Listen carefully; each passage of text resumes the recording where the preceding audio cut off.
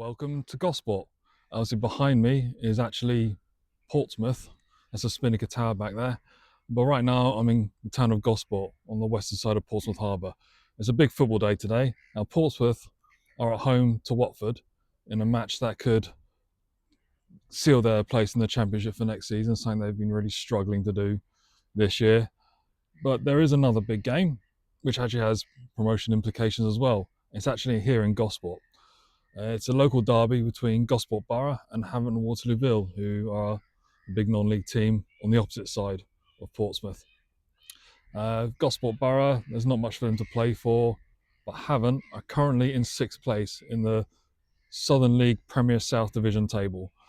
They're 1 point off the promotion playoff spots, and they've got 2 games to play. So this is a must-win game for Havant and Waterlooville if they can get themselves in the playoff positions and get back up to the National League South. This is 7th tier football. Either way, it's a local derby, so even though Gosport haven't got much to play for in terms of their season, it's more about local pride. So kickoffs at 3 o'clock. So I've got a few hours to get some lunch and get there. Down the stadium's called Privet Park. So it'll be interesting to see what a local non-league derby is like. So, well, let's head to the stadium. It's Easter Monday, so everything is closed, and the modest town centre is super quiet. But there are a few drinking holes and eateries still trading today. There's still a couple of hours to kill before kick-off, so before heading to the match, I get myself some lunch in the most obvious watering establishment of them all.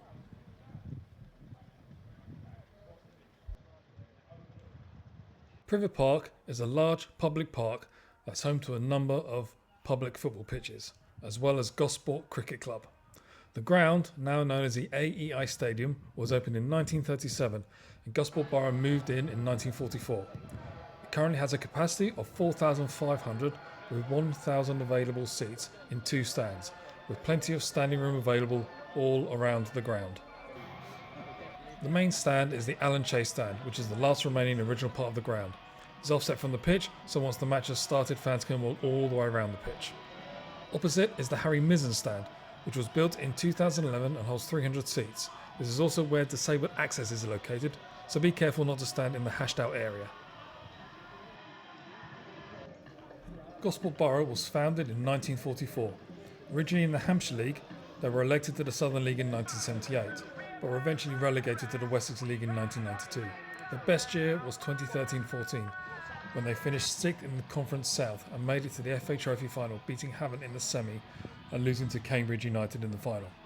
They also made it to the FA Cup first round proper in 2014-15 for the first time ever, eventually losing to Colchester United.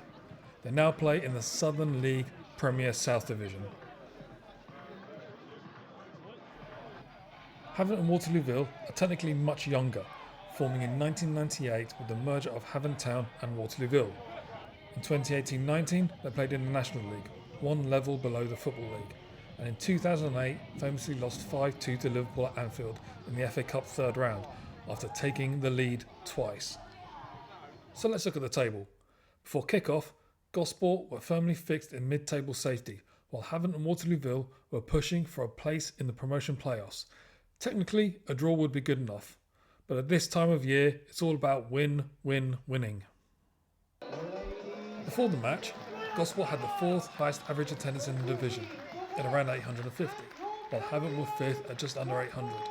One thing was certain at kickoff though, was that Gosport's average was going to be smashed. The atmosphere was very friendly, with a few mild insults being hurled around, but all the fans were allowed to mix, which is a really nice thing to experience at a football match these days. Everyone was here to enjoy the Easter bank holiday Monday, with a local grudge match with implications for promotion at the end of the season. While Gosport had nothing to technically play for, it was guaranteed that local pride would be enough for them to play like their season was on the line. This was definitely a much anticipated match, with a lot riding on the outcome. It was also Gosport's final home game of the season, and they were determined to sign off with a bang.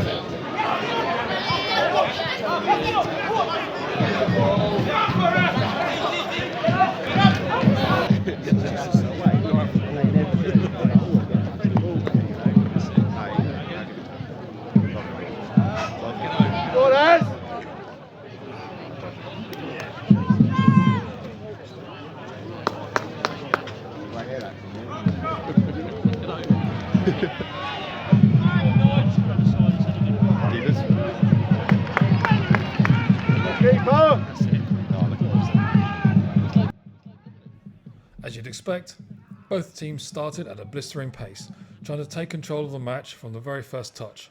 It wasn't long before we got the first action, with a foul on the Gosport box giving the visitors an early penalty, which they duly dispatched, giving Havant an early 1-0 lead.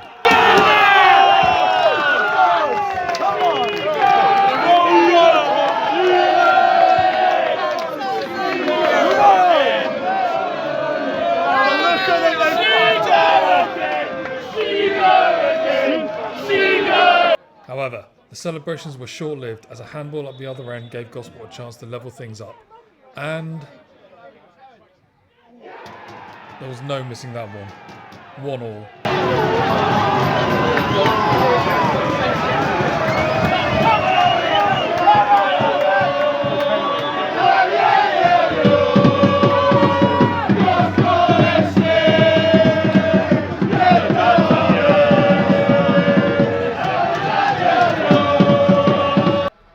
So, what is there in the stadium? The clubhouse is on the south side, which houses the main bar and function room, which can be hired for private parties. This also doubles up as the club shop. Next to that is the Trappers Bar, and at this match, on the other side, was Buster's Beach Bus from Bournemouth, selling food and drink. Next to the Alan Chase stand is Jock's Snack Bar, offering the usual range of burgers and chips, as well as snacks and hot and cold drinks. Some alcoholic, some soft.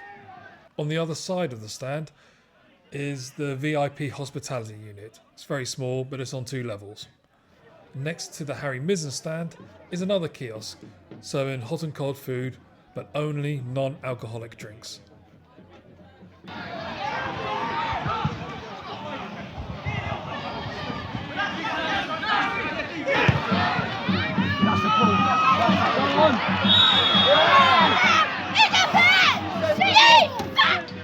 The first half progressed without any further shaking of the back of either of the nets, but both crossbars were rattled thanks to some goalkeeping heroics on both sides. Both teams were evenly matched, with Gosport putting in an especially good effort, considering that they didn't have any real reason to go for it, other than local pride and bragging rights. At half-time, it was 1-1, and it being a pretty entertaining half.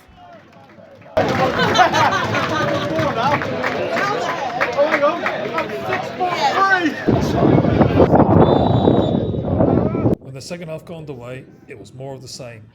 Competitive back and forth, where both teams struggled to get the upper hand and keep it going for very long. It had been a mostly gloomy day, but in the final half of football in Gosport this season, the clouds parted and the sun shone down. Sadly, it didn't help the home side. They had plenty of possession and attacking chances, but they couldn't break through their promotion-chasing neighbours' defence. And eventually they caved, when Havant took the lead on 78 minutes to go 2-1 up. No matter how hard the Gosport players pressed, or the fans tried to distract and disrupt, they weren't able to pull it back. The match ended 2-1 to Havant, who maintained their push for the promotion playoff places. It was a fun match with a fantastic atmosphere and a friendly rivalry that was safe and suitable for families and kids. There was no trouble and only a tiny bit of colourful language. In the end, Gosport finished smack bang in the middle of the table, and sadly haven't missed out on the playoffs by 1 point. It's a shame, as they do see themselves as a bigger club than this level, but at least we'll get to see this fixture again next year. Oh, and the attendance was 1,410, so they smashed the average as predicted. This was my second non-league match experience ever, and I really don't know why I haven't done this sooner. A £12 is a good price, the atmosphere is great, and the spectacle was definitely worth it. Next year, I'll be back a few more times for sure.